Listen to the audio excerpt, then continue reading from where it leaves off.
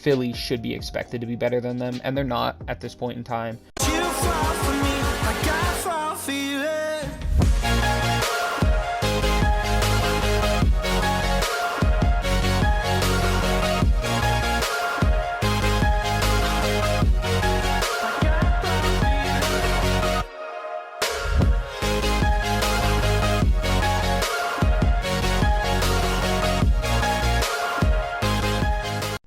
Alright, everybody, welcome back to another episode of NBA Now. It's your boy Dom, and we're gonna get right into things here today. So, today, we are talking about the Philadelphia 76ers, and yet again, we are more specifically talking about Ben Simmons. So with the trade deadline creeping up here in a couple months, and with all of the recent signing restrictions kicking off here, coming up this next Wednesday on December 15th, a lot is set to be happening here pretty soon in the NBA trade-wise, and this is really where we could see Ben Simmons' moves start to really pop into reality. I know there was some talk, obviously, in the offseason. There's been talk throughout the season of little bits here, little bits there with different teams, but it's going to start to ramp up.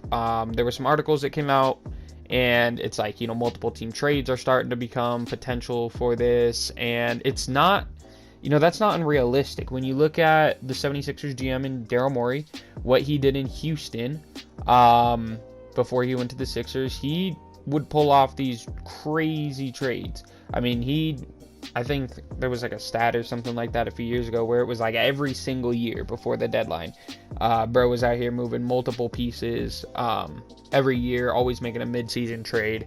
And so I think this really starts to open up a lot for the Ben Simmons trades. I mean, if we're looking at multiple team trades that Daryl Morey's come up with before, there's the Clint Capella trade, right, where they ended up getting Robert Covington, and there were all these moving pieces all over the place. I want to say Malik Beasley from the Nuggets was involved in that, and that's how he ended up on the Timberwolves, and it was a whole cluster of like 5 or 6 teams that ended up being in this trade, because initially we all thought it was like a 2-3 team trade, and then it blew out of proportion.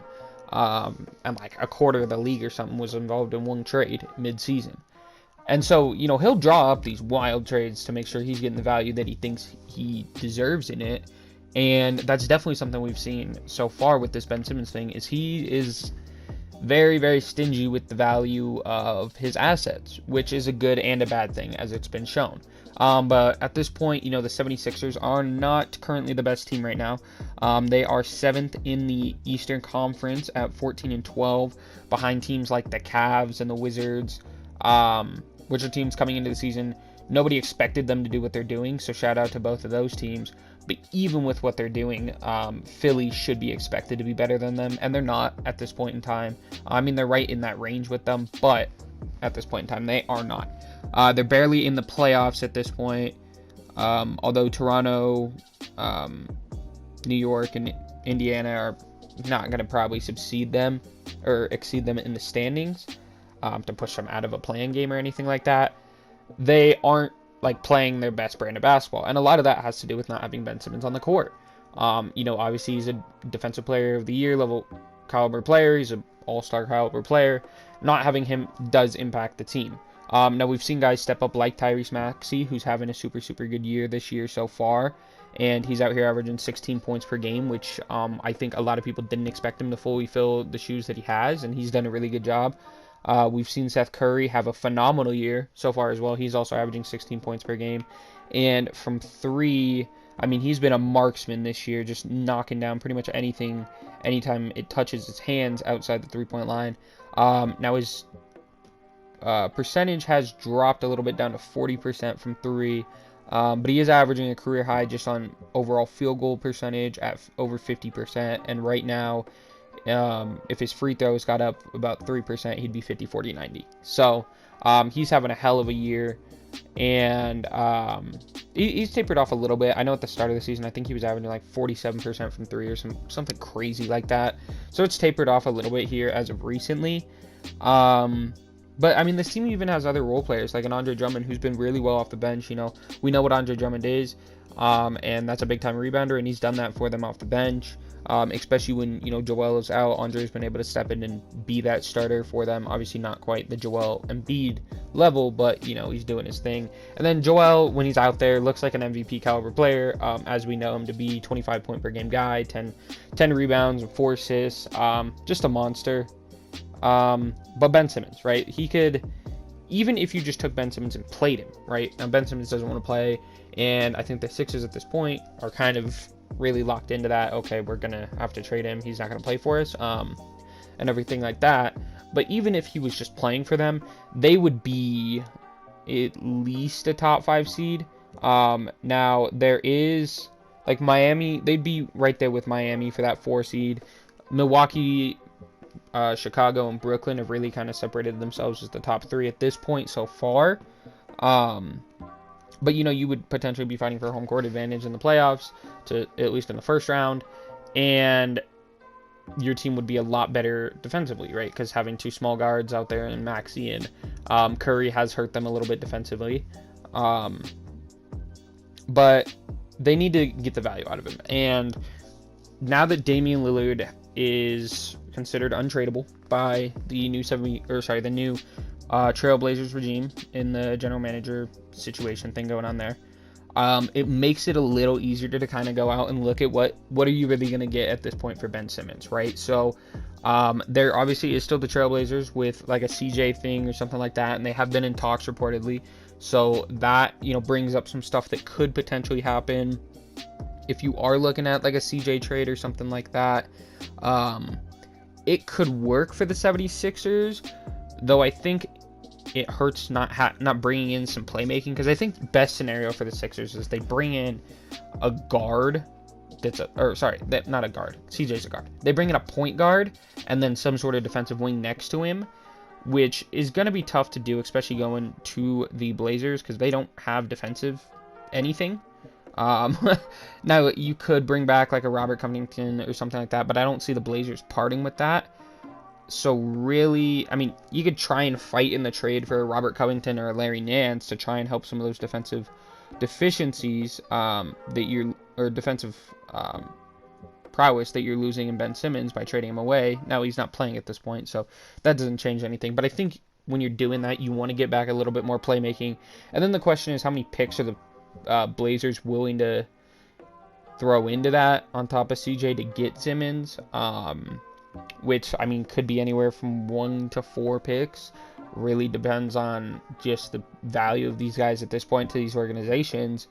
Other than the Trailblazers, though, you want to be trading them to the West because the 76ers are trying to contend. So that's why I'm looking at Western Conference teams initially. But other than the Trailblazers, maybe a team like the Grizzlies kind of comes to mind, right? Maybe, we saw them in this last draft Zaire Williams, a guy who they thought had more potential, and they're just trying to find more potential on this team. And Ben Simmons at this point is a guy that, as his value has gone down around the league, he's a guy you can get a lot of potential out of that I think would fit well with this team for potentially a lower value than a lot of other guys. And he's already locked up, so you don't really have to worry about him leaving your team unless he continues to do what he's doing. But since really what he's doing is a lot due to the media and the pressure that he got put under by the media, Memphis isn't going to have that same spotlight. So I think this is a team I haven't heard come up really at all, and they're playing really good basketball right now. So that, potentially they decide to maybe jump in on this. I guess what you would be giving up there is probably like a Dylan Brooks and, some other stuff. I'm not really sure. I mean, maybe because Dylan Brooks can kind of help make the money match. So if you're giving up like a Dylan Brooks, it's hard to match Simmons' contract doing a trade like this. But this is just a team that when you kind of scroll by and you kind of look at it, it's like, oh, this team actually might be able to do something there. It's like a Dylan Brooks, like a Kyle Anderson, who's kind of been pushed out of the rotation a little bit more. Then you get a little more opportunity off the bench for Zaire Williams there, and then maybe obviously some picks and stuff like that.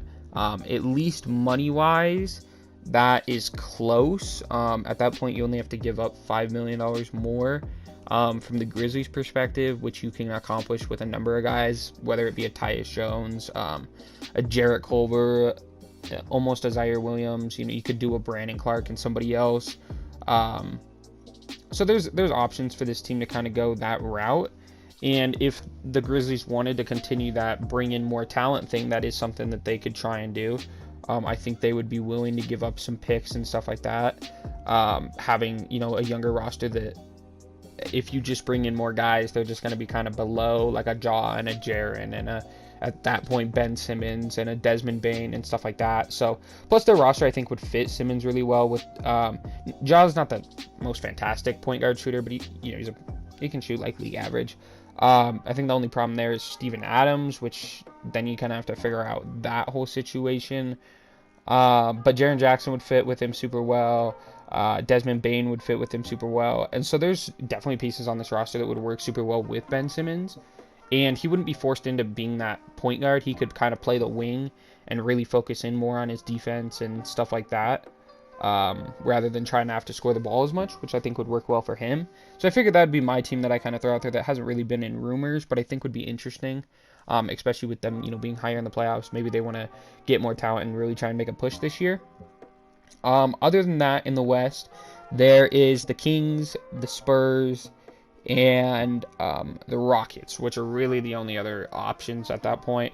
The Kings, I think we all kind of know the trade. It would be pride for De'Aaron Fox, and then some stuff around that, especially with the Kings having drafted multiple point guards in the last couple years, and having Buddy Hield, and having a guy like Terrence Davis who's decent off the bench and stuff like that. So just having those number of guys at the guard position, it would kind of mix things up. Again, Simmons would go to a kind of more of a forward role in that type of scenario there, as would he in the Trailblazers, which I think is what a lot of teams are going to try and do with Ben Simmons. They're going to try and bring him in, and they're not going to do what Philly did. They're not going to say, all right, you're our point guard.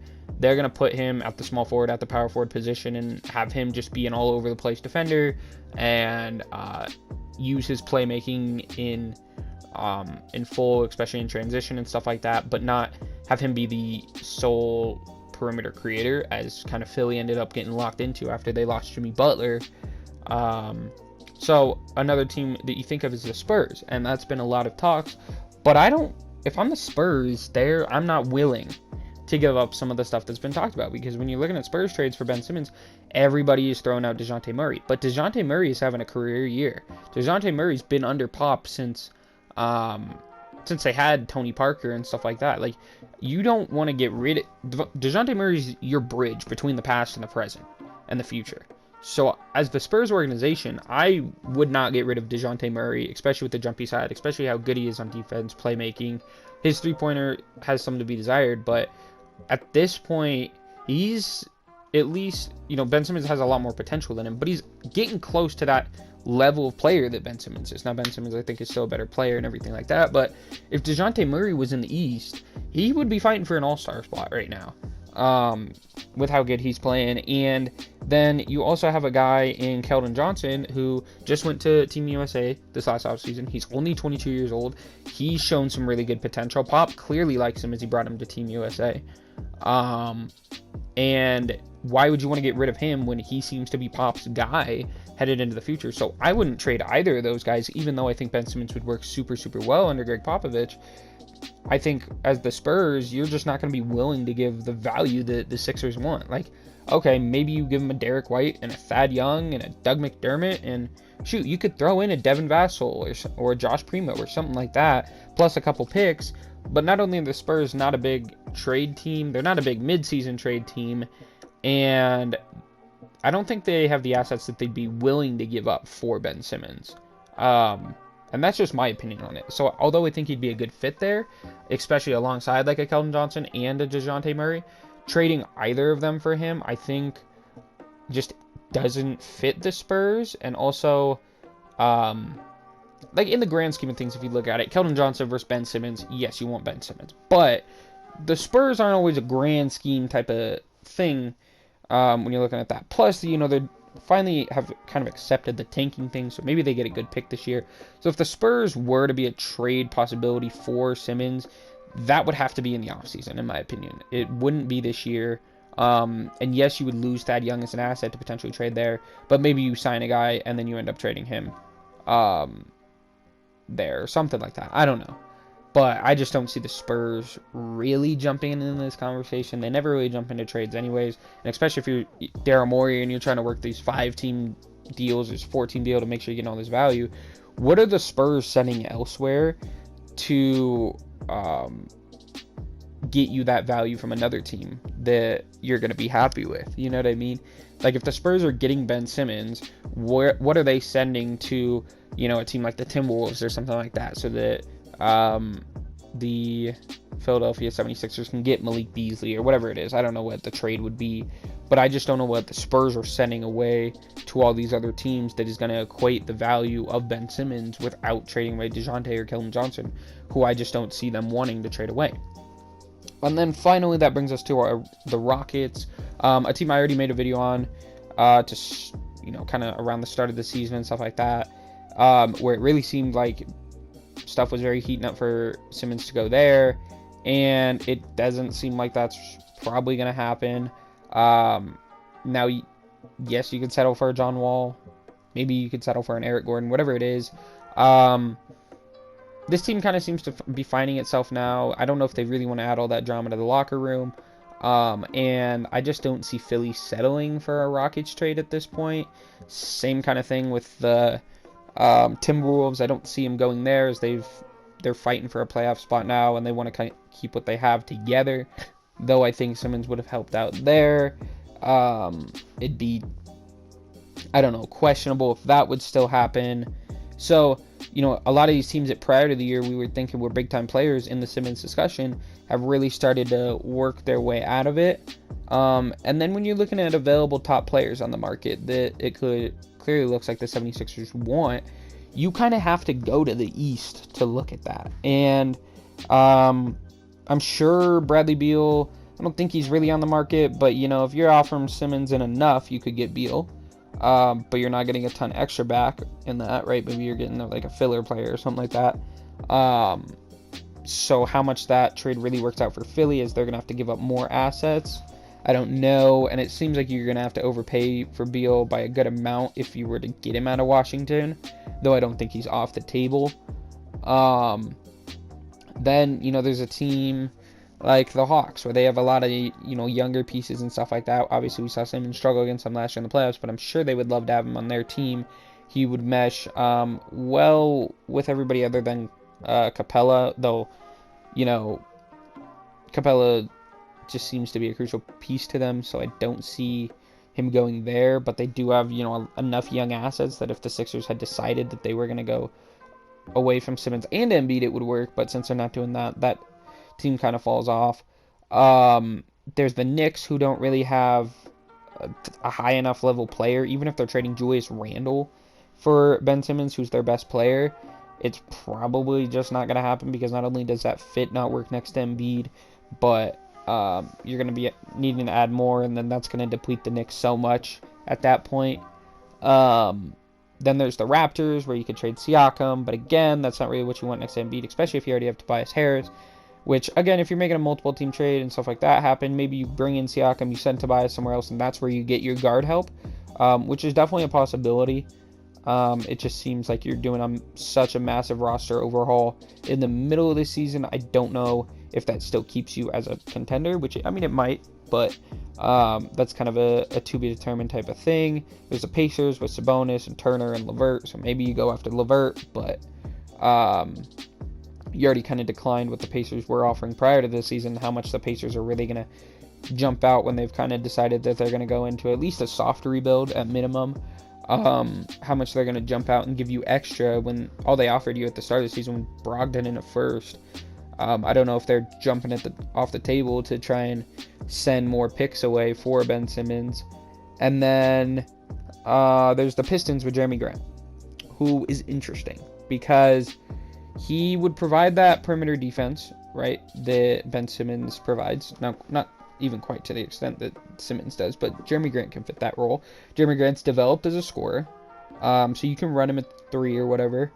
And they have some-ish guards. I mean, you're not getting Cade Cunningham, obviously, but I think everybody else on this team would be available. So if you wanted to maybe say, okay, a Killian Hayes could be better playmaking than a Tyrese Maxey, maybe you bring him in, but then you're still probably starting Maxey for at least the remainder of this year with Killian Hayes off the bench. Maybe you really go in all the way with the defensive thing, and you're like, okay, let's bring in Josh Jackson, run him at the 2, have Seth Curry start and Maxey go to the bench as a 6th man or something like that. There's ways you can kind of go with it, but just it doesn't really seem like that's a completely realistic thing, though I think bringing in Jeremy Grant would be good for them. Again, I think that's another situation where you're bringing in Grant, even though he could fit fine next to Tobias and Embid, you're still lacking that perimeter creation, so you're probably still again trading Tobias Harris away for perimeter creation. And with the whole Tobias trading thing, that's a hard freaking contract to move. That is one of the highest contracts in the NBA. I mean, when you look at Tobias Harris's contract, he's making $32 million at the start of it, which was in 2019. At this point, he's making almost $36 million here in 2021. In 2022, he makes 37, and in 2023, he makes $39 million, almost $40 million in a season for a guy that's never been an All-Star. Though he was very close when he was with the Clippers, he's never been an All-Star. He probably won't ever be an All-Star. So for another team to be trading away perimeter scoring and stuff like that for a $40 million guy, that won't be an All-Star is pretty difficult to get another team to do. Also, when you're looking at that, I mean, this is a guy that he's good, right? He's good, but he's not 25 years old at this point, right? Tobias Harris at the end of his contract will be up there in age, and if a team's trading away, you know, a lot of perimeter scoring for that, they're probably trying to get younger and stuff like that. And Tobias will be 32 at the end of his contract. He's 29 right now, so he's in the middle of his prime. You'd have to trade him to a contending team, and no contending team is probably gonna say, yes, I want Tobias Harris over my starting point guard or something like that, right? It's just not really realistic in that sense of things, as that being your route to perimeter scoring. So that kind of leaves you logjammed at having to, you know, maybe target a team like Sacramento or target a team like Portland, which are really going to be the only 2 spots that you're going to have that big-time perimeter creator potentially come to your team in a De'Aaron Fox or a CJ McCollum. Neither of which are all-stars, but are both who are all-star caliber players, and have the potential not only to make one in the future, but probably have an argument to have made one in the past.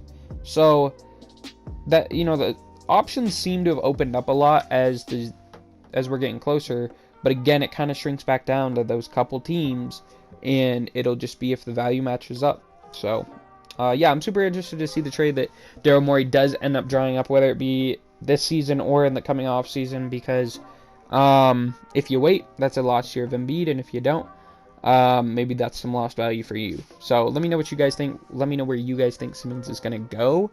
And yeah, that's going to be it from me. Appreciate everybody for watching this video. Hope you guys have a great rest of your day. Make sure you guys like and subscribe for more, and I'll catch y'all next time. Peace out, guys.